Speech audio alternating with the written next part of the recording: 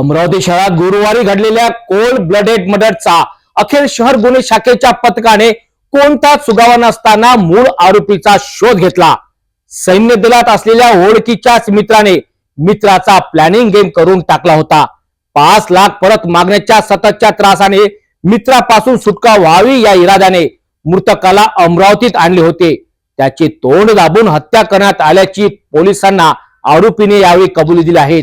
आरोपीने मृतकाचे शीर बॅगेत भरून परतवाडा मार्गातील पूर्णा नदीत फेकले होते, ते सुद्धा पोलिसांनी जप्त केले आहेत। या सर्व घटनेची माहिती शहर पोलीस आयुक्त नवीन चंद्र रेड्डी यांनी पत्रकार परिषदेमध्ये स्पष्ट केले आहे। कोल्हापुरी गेट पोलीस ठाण्याच्या हद्दीत स्मृती विहार कॉलनी जवळ असलेल्या अकोली येथे 50 ते 55 वर्ष वयोगटातील पुरुषाचा धारधार शस्त्राने मुंडक कापून निर्गुण खून करण्यात आला होता। विना मुंडीचं हे धड पाहणाऱ्यांना धडकी भरली। फॉरेन्सिक एक्सपर्ट डॉग स्क्वॉड येथे आलं। पोलिसांनी तपासाची चक्रे वेगाने फिरवली व 24 तासातच खुनाला जेरबंद करण्यात आलं। या संदर्भात पोलीस आयुक्त नवीनचंद्र रेड्डी यांनी पत्रकार परिषदेत माहिती स्पष्ट केली। मुंडक नसलेल्या मृतकाचे ओळख पटवण्याचं आव्हान पोलिसांपुढे होतं। शहर आणि ग्रामीणमध्ये पोलिसांनी शोधपत्रिका जारी केली होती। शोधपत्रिकेनुसार मयताचे नातेवाईक इरीनमध्ये ओळख पटवण्याकरिता दाखल झाले व यावेळीच घटनेचा उलगडा झाला। मयत हा दुर्योधन बाजीराव कडू असून तो भोगावचा रहिवासी होता।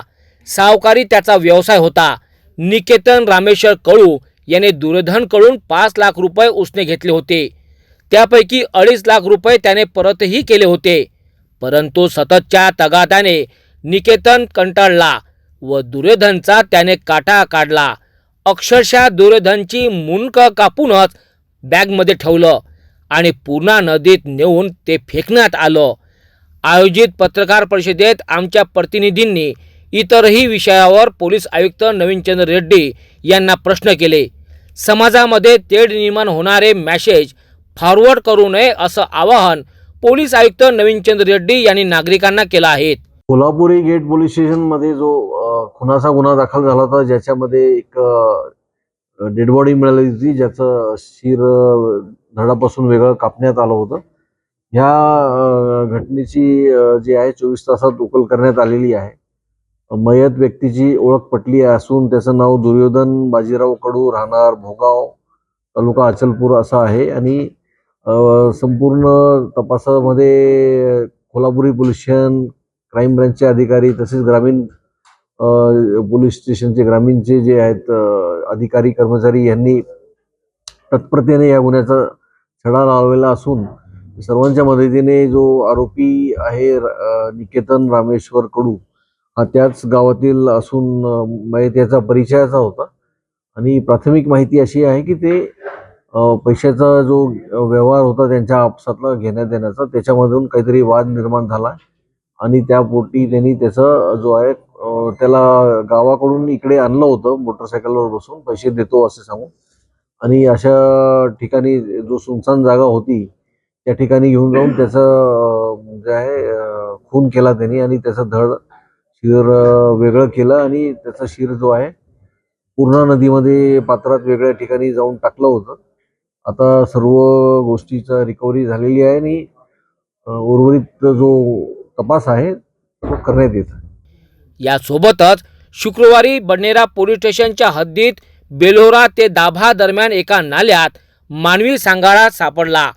या घटनेच्या तपासाबद्दल पोलीस आयुक्त रेड्डी यांना विचारलं असता 2 ते 3 महिन्यापूर्वीचा मानवी सांगाडा असावा असा अंदाज व्यक्त करून या घटनेचा पोलीस तपास करतायत असं सुद्धा त्यांनी स्पष्ट केलं।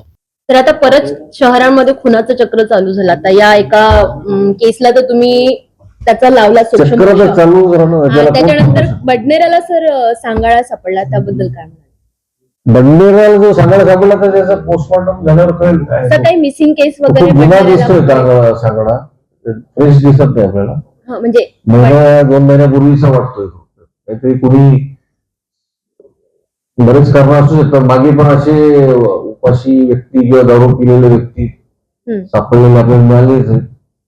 आता ह्या खुनाच्या दिवशीच कोल्हापुरीमध्ये एक डेड बॉडी मिळाली, पण ती व्यक्ती की दारू पिऊन? दारू पिऊन नाल्यात पडलेली आहे, त्याच्यामुळे तो मरण पावला आहे. याचं ते